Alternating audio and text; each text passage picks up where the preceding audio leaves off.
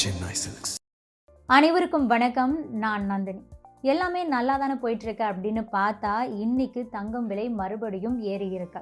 சரிவில் இருந்த gold silver ரெண்டுமே இன்னைக்கு டியூஸ்டே மார்க்கெட்ல அதிரடி கம்பேக் கொடுத்திருக்கு. இந்த சடன் ரைஸ் என்ன சொல்லுது அப்படின்னா, சமீபத்தில் நாம் பார்த்த அந்த வீழ்ச்சி ஒரு லாங் டேர்ம் கிராஷ் கிடையாது அப்படிங்கிறத தான் நமக்கு மீன் பண்ணுது. அது போக இது ஒரு டெம்பரவரி கரெக்ஷன் தான், மார்க்கெட் மறுபடியும் ரெக்கவர் ஆக ஆரம்பிச்சிருக்கு அப்படிங்கிறத தான் நமக்கு உணர்த்துது. சரி, இப்போ தங்கம் விலை திடீர்னு ஜம்ப் ஆகிறதுக்கு என்ன காரணம் அப்படிங்கிறத பற்றி பார்க்கலாம். சென்னையில் இன்னைக்கு கோல்டு ப்ரைஸ் நம்ம எடுத்துக்கிட்டோம்னா 3 நாட்களாக குறைஞ்சு இப்போ மறுபடியும் உயர்ந்திருக்கு. ஆனால் சில்வருடைய ப்ரைஸ் பார்த்தீங்கன்னா டவுன் ட்ரெண்டில் தான் இருக்குது.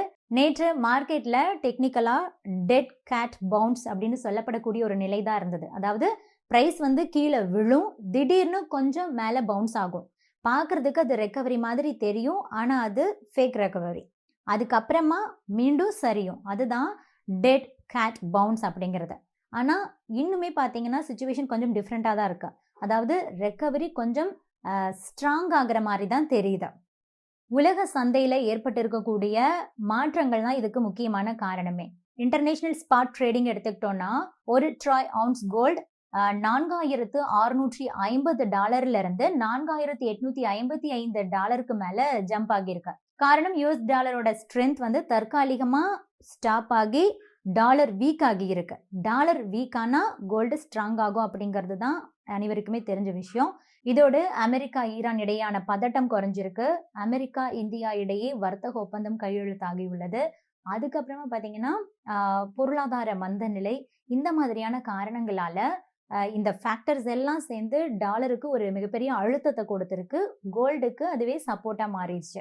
அடுத்ததான் அமெரிக்காவை எடுத்துக்கிட்டோம்னா அங்க பார்ஷியலான ஷட் டவுன் தான் இப்ப நடந்துகிட்டு இருக்கு.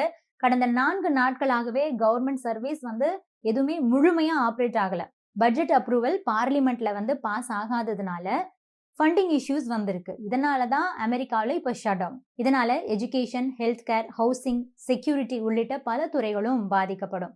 இது இல்லாம டெமோக்ராட்டிக் பார்ட்டி என்ன பண்ணிருக்காங்கன்னா இமிகிரேஷன் ரிஃபார்ம்ஸ் கேட்டு ரொம்ப ப்ரெஷர் போட்டுக்கிட்டு இருக்காங்க.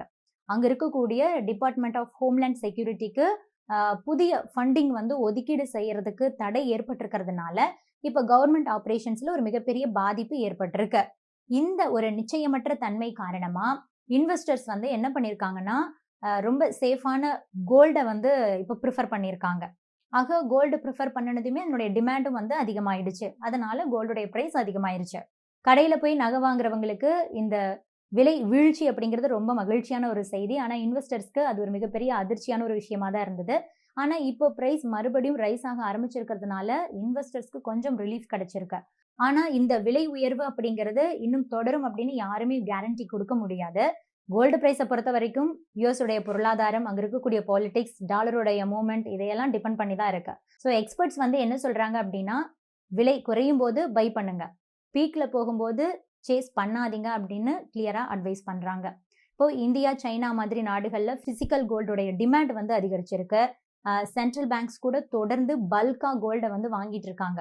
இந்த வருஷத்திலேயே வர்ற மாதங்கள்ல யூஎஸ்ல இன்ட்ரெஸ்ட் ரேட் குறைப்பு இருக்கலாம் அப்படிங்கிற ஒரு எதிர்பார்ப்பும் கூட இருக்கு. ஆக உலக பொருளாதாரம் இன்னும் ஒரு ஸ்டேபிளான நிலைக்கு வரல, இன்ஃப்ளேஷன் கண்ட்ரோலும் இல்லாம தான் போயிட்டு இருக்கு.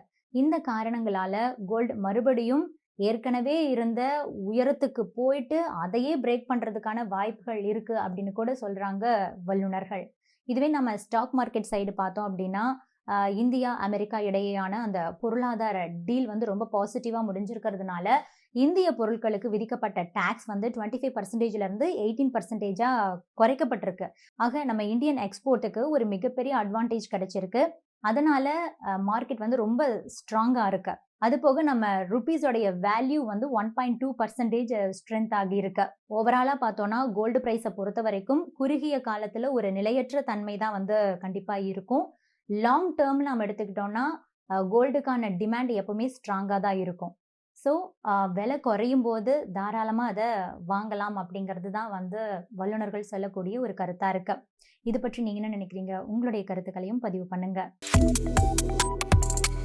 Subscribe to One India and never miss an update.